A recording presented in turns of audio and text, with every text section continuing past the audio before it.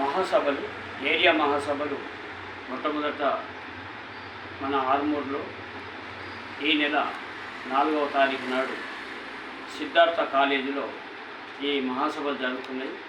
కళాకారులందరూ ఈ మహాసభకు హాజరు కావాలని కోరుతున్నారు.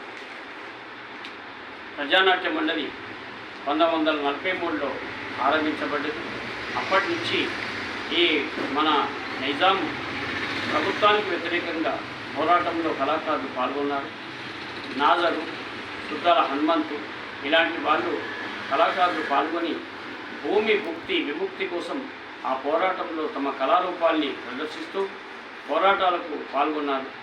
తర్వాత ఈ తెలంగాణ సాయుధ రైతాంగ పోరాటంలో వాళ్ళు పాల్గొన్నారు. ప్రజానాట్య మండలి మహాసభలు ఈ జరుపుకునే సందర్భంలో జనవరి 4, 5, 6 తారీఖులో రవీంద్రభారతిలో జరుగుతున్నాయి రాష్ట్ర మహాసభలు.